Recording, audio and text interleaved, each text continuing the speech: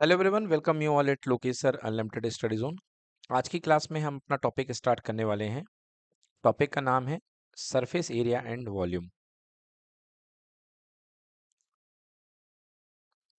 Surface area and volume बच्चों, वैसे ये चैप्टर बहुत आसान है, बट इसके आसान होने के लिए आपको इसके फॉर्मूले पूरे बनने चाहिए हैं।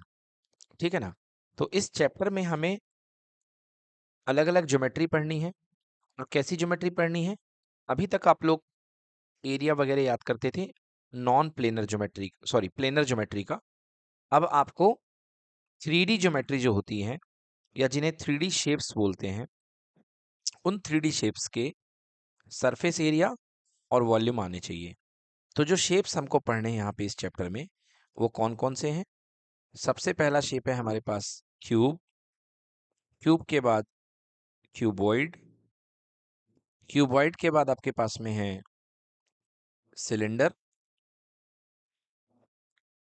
और फिर आपके पास में है कोन, जिसे आप राइट सर्कुलर कोन भी कहते हैं। और लास्ट आपके पास में है स्फीयर एंड हेमी स्फीयर। तो स्फीयर के जैसा ही हेमी स्फीयर होता है। हेमी स्फीयर का दूसरा नाम सेमी स्फीयर है, मतलब आधा गोला। तो चलिए वन बाय वन करके हम इनकी सबके बारे में एनालिसिस करते हैं कि क्यूब क्या होता है, क्यूबॉइड क्या होता है ना? इन 3D शेप्स के बारे में पढ़ेंगे। और हर शेप्स का हमको क्या क्या चाहिए है? सरफेस एरिया एंड वॉल्यूम चाहिए है। तो चलिए सबसे पहले देखते हैं हम क्यूब।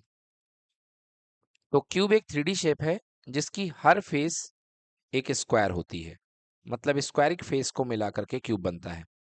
एग्जाम्पल के लिए, सांप सीढ़ी खेलने का जो पासा होता है, डाइस होता है, that is a perfect example of cube. तो ये आपके पास में क्यूब है। और क्यूब की हर साइड इक्वल होती है। तो कंसीडर करते हैं कि यहाँ पे क्यूब की साइड ए है। तो क्यूब की लेंथ भी ए है, क्यूब की ब्रेड्थ भी ए है, और क्यूब की हाइट भी क्या है? ए। तो ये क्यूब की लेंथ है, जिसे हमने ए का नाम दे दिया। ये क्यूब की ब्रेड्थ है, ये भी ए यूनिट है। और क्यूब की जो हाइट है, वो भी ए यूनिट है। तो कुछ ना कुछ इसकी यूनिट होगी, उसे हम यूनिट लेके चलते हैं।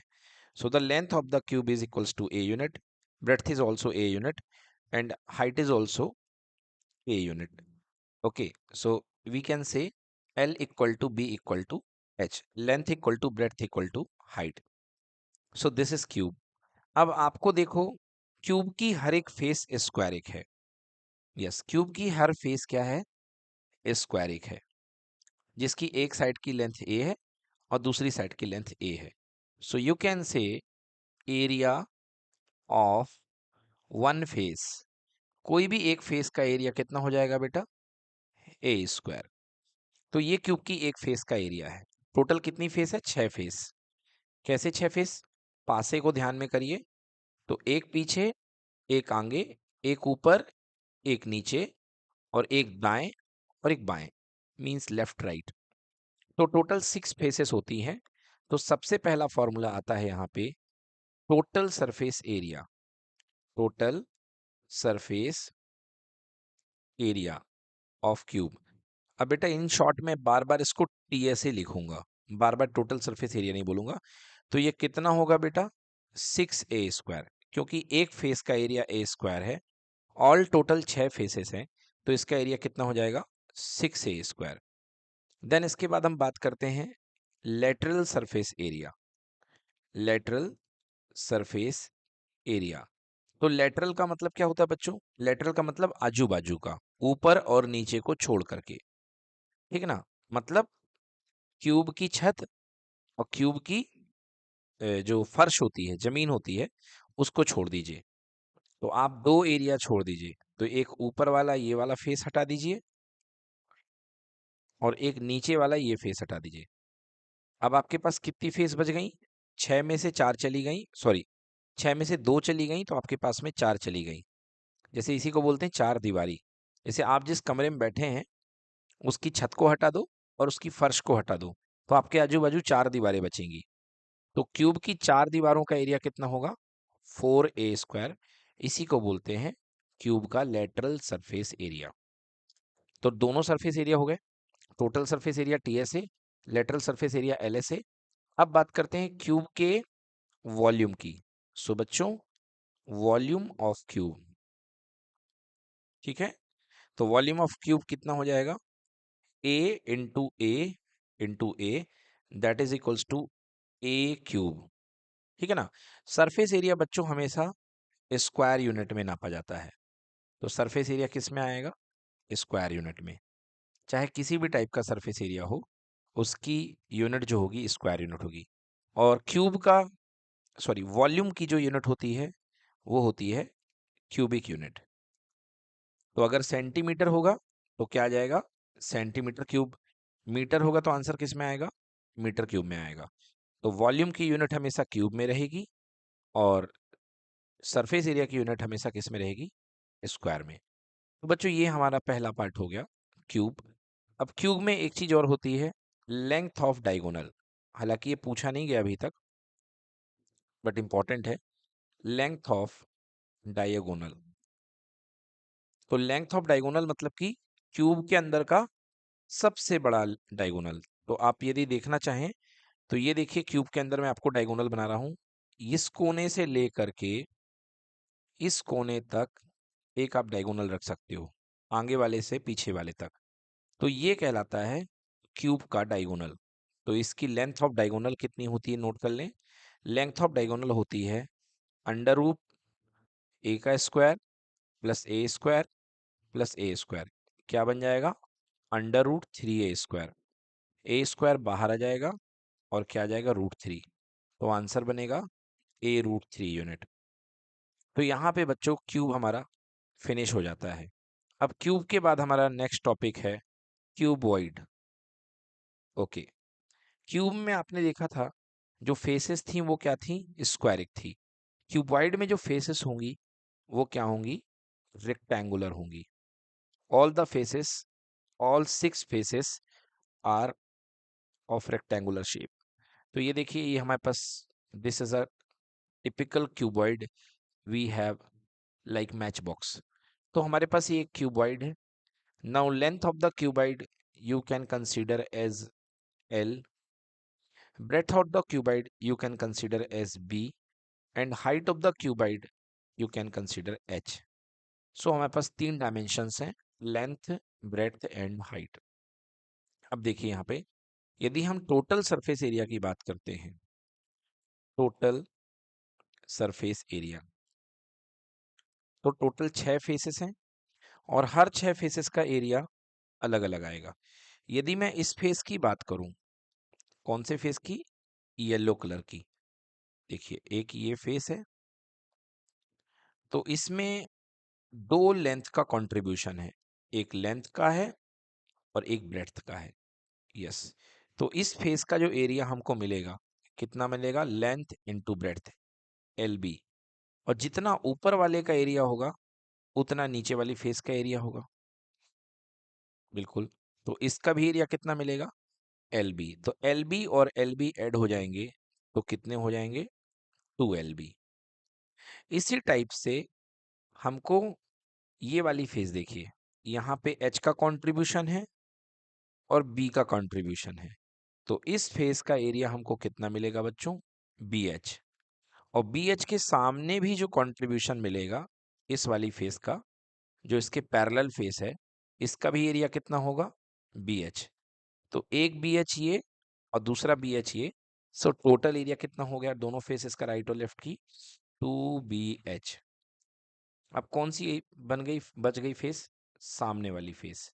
तो सामने वाली और पीछे वाली फेस ध्यान से देखिए, ये देखिए आप, L है और इसके पास क्या है, ये H है, लेंथ है और हाइट है। तो सामने वाले का कितना एरिया बनेगा इस वाली फेस का, L×H। और जितना इसका बनेगा उतना ही पीछे वाले का बनेगा। सो ये हो गया 2LH।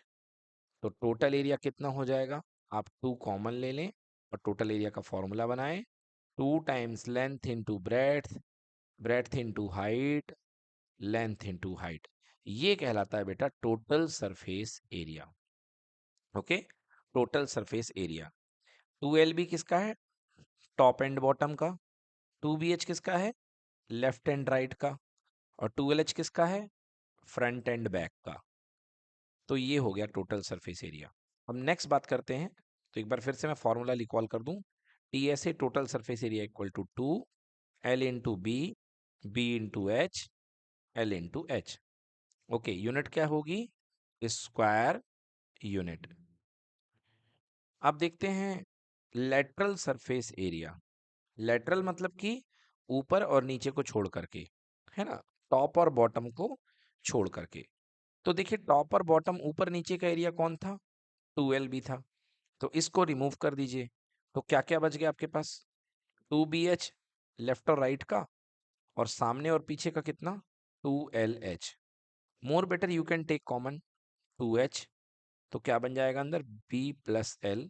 इसको और ब्यूटीफुली लिख सकते हो 2H ब्रैकेट में L प्लस B। तो नोट कर लेंगे LSA का एरिया, बाद में नोट करिएगा, वो तो मैं बोलता रहता हूँ, नोट कर लीजिए। सो 2H L plus B, 2H यानी 2 times of height, length plus breadth, area किस में आएगा, स्क्वायर यूनिट में आएगा। सो this is complete about lateral surface area. तो क्यूबाइड का हमने टोटल सरफेस एरिया बता दिया, लेटरल सरफेस एरिया बता दिया। लास्ट क्यूबाइड का वॉल्यूम नोट कर लीजिए, so simple, length into breadth into height. Okay, और यूनिट क्या होगी, cubic unit. So this is the volume of the cuboid, length into breadth into height.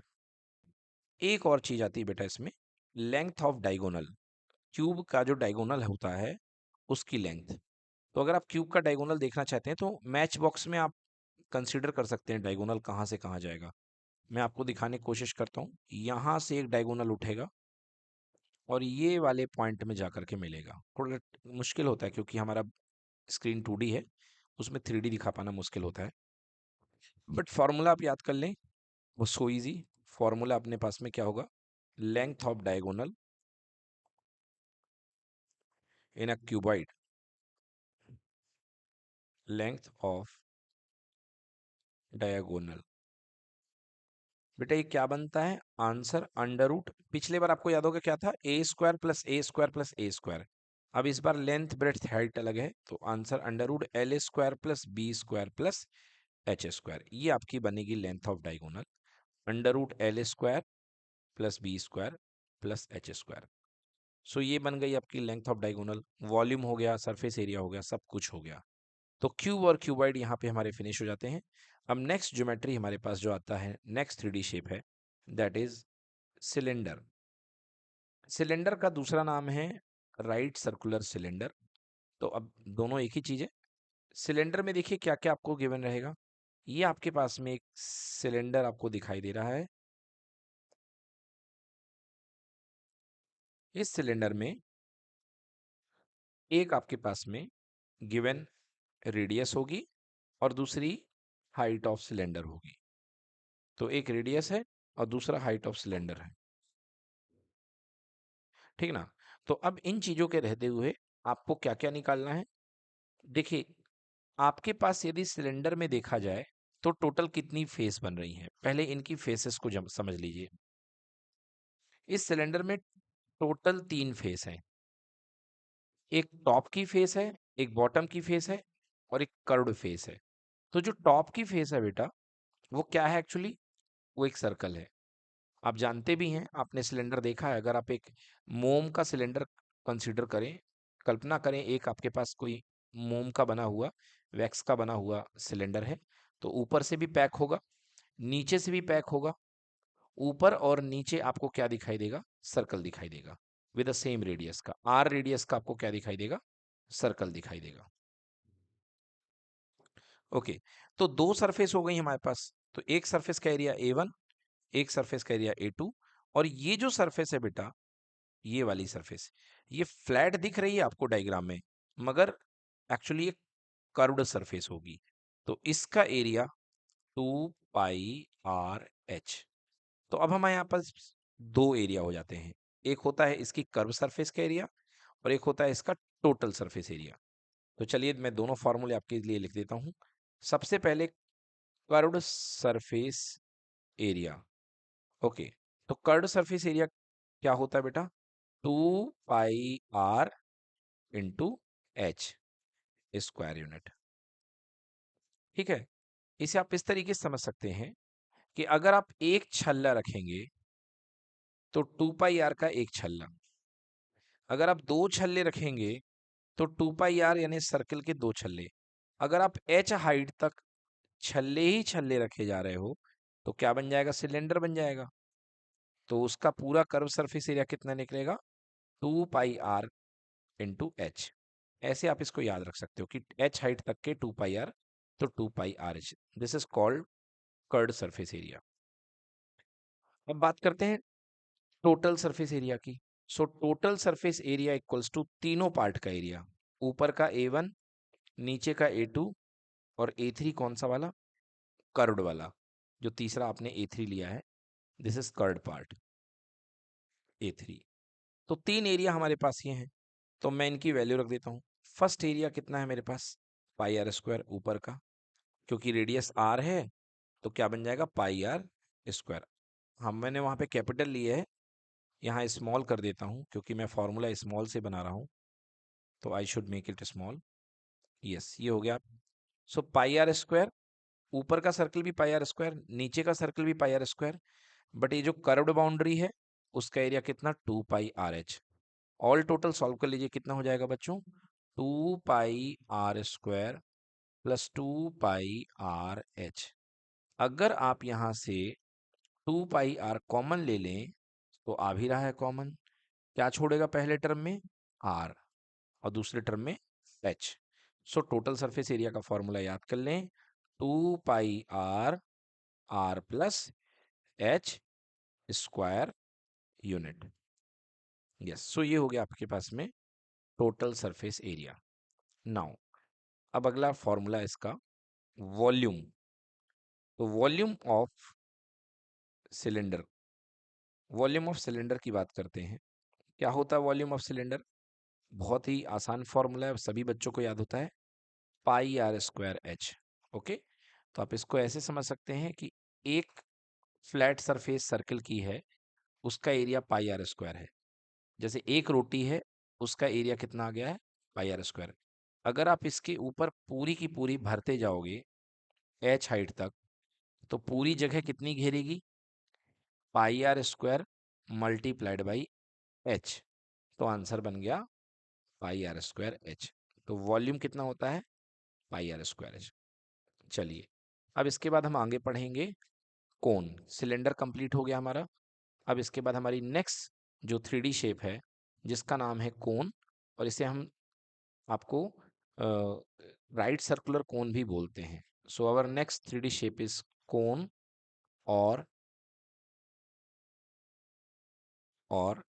Right circular cone, right circular cone. तो सबसे important चीज ये है कि right circular कोन क्यों कहते हैं इसे। अगर आप एक एल शेप का राइट एंगल ले लो और इसे चारों तरफ घुमा दो गोलाकार, तो आपके पास जो ज्योमेट्री ये डिस्क्राइब करेगा बेटा, ये एक कोन डिस्क्राइब करेगा। दैट्स वाई इस कोन को हम बोलते हैं राइट सर्कुलर कोन। और कोन में जो चीजें हमें गिवन होती हैं बच्चों, सो सिंपल, ये एक कोन है हमारे पास। तो कोन में हमें दी रहती है बेटा सबसे पहले इसकी इंपॉर्टेंट बेस रेडियस आर। तो कोन की हमें बेटा बेस रेडियस दी रहती है, ये कोन की रेडियस ऑफ द बेस है, और कोन की बेटा हाइट h है।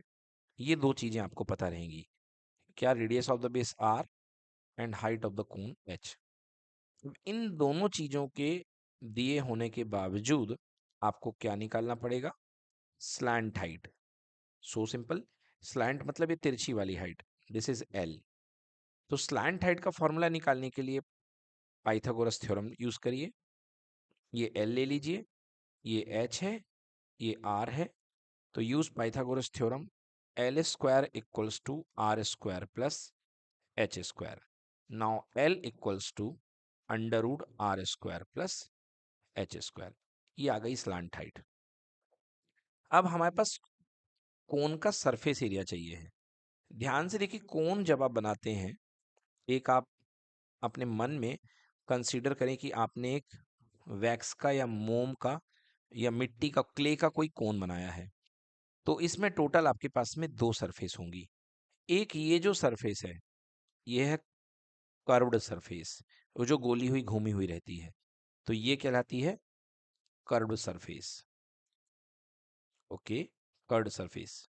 जब आप आइसक्रीम खाने जाते हैं, साफ्टी आइसक्रीम, तो आपको जो कोन मिलता है, that is totally curved surface.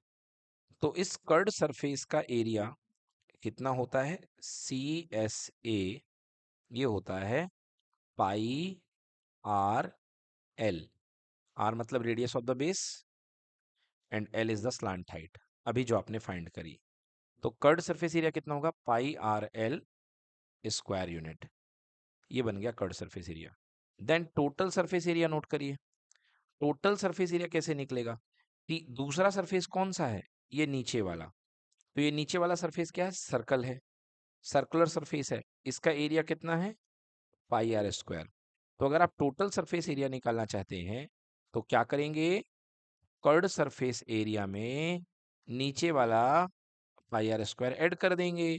अब यहाँ से पाई आर कॉमन ले लीजिए, तो एक एल छोड़ देगा, ये आर छोड़ देगा। तो फॉर्मूला नोट कर लें टोटल सरफेस एरिया का, TSA equal to pi R bracket में आर प्लस एल, यूनिट क्या आएगी? Square unit. So this is total surface area. Okay, pi R L plus pi R square, या pi R bracket में R plus L, ये बन जाएगा total surface area. Now next, volume of cone. Volume of cone, ठीक है। तो volume of कोन का formula याद करें, कितना आएगा वॉल्यूम कोन के अंदर, मतलब कोन के अंदर टोटल कितनी जगह होती है? 1/3 pi R square H. 1/3 pi R square H क्या आएगा? Cubic unit. क्यूबिक यूनिट यानी सेंटीमीटर क्यूबिक या स्क्वायर, सॉरी, सेंटीमीटर क्यूबिक या मीटर क्यूबिक, ठीक है ना। तो 1/3 pi R square H, unit cube लिख लें, कंफ्यूज ना हो आप इसलिए। यूनिट जो भी है यूनिट होगी, उसका क्यूब लग जाएगा। जैसे वहां पे स्क्वायर यूनिट आ रहा था, वैसे यहाँ पे क्यूबिक यूनिट आएगा। 1/3 पाई आर स्क्वायर एच। अगर आपको भूल जाता है कि सर इसको कैसे याद करें हम, तो मेरे पास एक बहुत सिंपल ट्रिक है। एक आपके पास सिलेंडर है, एक सिलेंडर का जो वॉल्यूम होता है वो होता है पाई आर स्क्वायर एच। अगर आप इसके अंदर कोन बना दें, तो ये सिलेंडर वॉल्यूम को कितने हिस्से में तोड़ता है? 3 हिस्से में, 1, 2, 3। तो इसलिए कोन का जो वॉल्यूम आएगा वो 3 हिस्से में तोड़ रहा है, मतलब 1/3 किसको तोड़ रहा है? सिलेंडर को, पाई आर स्क्वायर एच। तो बिल्कुल इससे ट्रिक अच्छी बन रही है। 1/3 पाई आर स्क्वायर एच किसका है? Volume of the cone. So this is complete about cone. अब हमारी नेक्स्ट ज्योमेट्री है स्फीयर। अब हमारी नेक्स्ट ज्योमेट्री है दैट इज स्फीयर। चलिए बच्चों, देखिए नेक्स्ट टॉपिक है हमारा स्फीयर। तो स्फीयर क्या होता है? आप जानते हैं स्फीयर क्या होता है? एक फुटबॉल लाइक स्ट्रक्चर 3D में, या आपने वाटरमेलन देखा है, तो टिपिकल शेप इनका आप स्फीयर कह सकते हो, ठीक है ना। ये देखिए कुछ इस तरीके से, आप परफेक्ट तो नहीं बना सकते हैं। तो ये देखिए यहाँ पे स्फीयर है। अगर मैं कुछ इस तरीके की रिंग बना दूंगा तो आपको समझ में आ जाएगा कि सर ये आगे भी है पीछे भी है, तो ये स्फीयर है। अदरवाइज आपको सर्किल लगेगा। सर्किल बेटा 2D होता है, स्फीयर 3D होता है। आपकी जो चूड़ी है वो सर्किल है, 2D है, बट जो फुटबॉल होती है वो 3D होती है। So that is a sphere. तो स्फीयर में आपको क्या क्या फाइंड करना है? देखिए सबसे पहले स्फीयर का, देखिए अर्थ का शेप। एक बच्चे ने पूछा है कि अर्थ का शेप क्या होता है। तो अर्थ का शेप हम बचपन से लेके क्लास 10 तक स्फीयर पढ़ते हैं, मगर बेटा अर्थ का एक्चुअल शेप स्फीयर नहीं है। अर्थ का शेप जो है एलिप्टिकल है, ठीक है ना। अर्थ का जो शेप है हल्का सा, मतलब अर्थ जो है इक्वेटर में थोड़ी सी फैली हुई है। अर्थ की यदि शेप की बात की जाए तो अर्थ परफेक्ट स्फीयर नहीं है, थोड़ा सा अर्थ जो है इधर कोने पे हल्की सी फैली हुई है इस तरीके से, ठीक है ना। तो अर्थ का यदि ओरिजिनल शेप कुछ बनाएंगे तो लगभग लगभग इस तरीके से, अब मैं इतना परफेक्ट भी नहीं बना पा रहा हूँ, मतलब ऊपर नीचे सही है, बस इधर थोड़ा सा फैली हुई है। तो ये जो जोन है बेटा, इसको बोलते हैं equator line, equator, equator line. और ये जो लाइन है बेटा, ये पोलर लाइन है, पोलर लाइन। तो ये देखा गया है बेटा कि जो इक्वेटर लाइन है, मतलब इक्वेटर वाला जो डायमीटर है बेटा, वो 21 किलोमीटर ज्यादा है, 21 किलोमीटर बड़ा है, ठीक है ना। तो इसलिए अर्थ का जो शेप है उसको परफेक्ट यदि बोला जाए तो उसे इलेप्टिकल बोलना चाहिए, स्फेरिकल नहीं है। तो एक थोड़ा सा जो आपने जनरल नॉलेज की बात यहाँ पे पूछी, तो इसको मैंने बता दी। अब अपने टॉपिक पे वापस आते हैं। हम इस टॉपिक पे करेंगे इसका total surface area of sphere, तो TSA। अब इसमें कर्व सरफेस ही होता है, तो TSA को इसको क्या बोलते हैं, CSA, यानी कि कर्ड सरफेस एरिया। क्योंकि सेमी स्फीयर, सॉरी, स्फीयर में कोई फ्लैट सरफेस होती नहीं है, इसलिए इसका जो टोटल सरफेस एरिया होता है, इसका कर्ड सरफेस एरिया होता है। याद कर लें, 4πr²। और इसका जो वॉल्यूम होता है वो याद कर लें, volume equal to 4/3πr³। Yes, unit लगा लीजिएगा, एरिया में स्क्वायर यूनिट, वॉल्यूम में cubic unit. So this is total surface area and volume. Sphere यहाँ पे फिनिश हो जाता है। स्फीयर के फिनिश होने के बाद बारी आती है हेमी स्फीयर की। तो ये देखिए, आधा तरबूज आपने काट करके रख दिया है, तो ये हेमी स्फीयर बन चुका है। अब हेमी स्फीयर के पास टोटल 2 सरफेस हैं। एक एक हेमी स्फीयर की ये कर्ड सरफेस है, तो इसका निकलता है curd surface area. Curd surface area कितना निकलेगा, आपके पास जो स्फीयर था, इस स्फीयर का टोटल सरफेस एरिया कितना था, 4πr²। तो इसका 1/2 कर देंगे, तो आंसर कितना आ जाएगा, 2πr²। ये आ गया हेमी स्फीयर का कर्ड सरफेस एरिया। अब इसकी नीचे की जो सरफेस है बेटा, ये कैसी होती है, ये कंप्लीट सर्कल बनती है। तो आपको पता है, अगर आप किसी तरबूज को काट दे, वाटरमेलन को बीच से, तो नीचे का ये एरिया आपका रेड रेड कलर का एकदम परफेक्ट सर्कल बनेगा। तो परफेक्ट सर्कल का एरिया कितना होगा, πr², ठीक है ना। थोड़ा सा मैं यहाँ पे आर को सही कर दूं, कैपिटल ले रखा है मैंने। सो ये 2πr², और यहाँ पे भी कितना, πr²। अब मुझे यदि बोला जाए कि टोटल सरफेस एरिया बताइए कितना होगा हेमीस्फीयर का, तो टोटल सरफेस एरिया कितना बन जाएगा बेटा, ये बेटा यहाँ पे 2πr² ऊपर का कर्ड वाला, और नीचे का फ्लैट वाला कितना है, πr²। तो आंसर कितना, 3πr²। चलिए, तो यहाँ पे आपके चैप्टर की पूरी थ्योरी फिनिश हो जाती है। छोटा सा कंसेप्ट मैं आपको बता दूं, अगर कभी भी आपसे कोई क्वेश्चन आए कि बड़ा कॉम्प्लेक्स फिगर है, आपको बताना है कि इसका एरिया वगैरह कैसा होगा। जैसे मान लीजिए एक आपके पास में पाइप है, नल का पाइप। तो नल का पाइप जो होता है वो सिलेंड्रिकल शेल कहलाता है, क्योंकि उसमें बीच में खाली जगह रहती है। तो अगर आपको इसका बोला जाए कि इसका टोटल सरफेस एरिया निकालिए, तो बच्चों कभी भी कोई सरफेस एरिया का क्वेश्चन होए, तो आप अपने मन में क्या सोचिए कि आपके पास एक ड्रम में कलर भरा हुआ है, और उस कलर भरे हुए ड्रम में आपने अपनी ज्योमेट्री, जिसका आपको सरफेस एरिया निकालना है, उसको आपने डुबा दिया। अब वो कलर जहां जहां जाएगा, तो वो कलर जहां जहां जाएगा वहां पर उतने का आपको एरिया निकालना है। मतलब जितनी जगह पे कलर छपेगा, उतने जगह का आपको एरिया निकालना है। अब जैसे इसी की मैं बात कर लूँ, इस पाइप की, अगर इस पाइप को आप डुबा दो, तो देखो कलर कहाँ कहाँ लगेगा। एक कलर तो इसके पूरे बाहर वाले बाउंड्री में लग जाएगा, एक कलर इसके अंदर भी लग जाएगा, फिर दूसरा कलर कहाँ छपेगा, ये जो ऊपर दो छल्ले बनेंगे, इनमें भी लगेगा, ऊपर भी और नीचे भी। तो कहने का मतलब ये है बच्चों कि जब भी आपको सरफेस एरिया निकालना हो तो बेस्ट ट्रिक है, क्या करिए, आप उस ज्योमेट्री को लीजिए जिसका आपको एरिया निकालना है और उसको कलर में डिप कर लीजिए। आपको बिल्कुल क्लियर पिक्चर मिल जाएगी कि आपको कहाँ कहाँ का एरिया निकालना है। कंफ्यूज होने की कोई ज़रूरत नहीं इसमें। एक और कंसेप्ट है, मैं आपको बता देता हूँ। जब भी आप किसी चीज़ को पिघला करके एक चीज़ से दूसरे चीज़ में माउल्ड करते हो, जैसे मान लो बच्चों ये आपके पास एक वैक्स का बना हुआ कोन है, आपने इसको पिघलाया और पिघला करके आपने इसकी बॉल बना ली। ओके, तो जब आप इसकी बॉल बनाओगे तो कौन सी क्वांटिटी कन्वर्ट होगी बेटा इसकी, इसका वॉल्यूम कन्वर्ट हो जाएगा। तो मान लीजिए पहले आपकी रेडियस आर थी और हाइट कितनी थी, एच थी, और इसको कन्वर्ट करके आपने एक्स रेडियस का बॉल बना लिया है।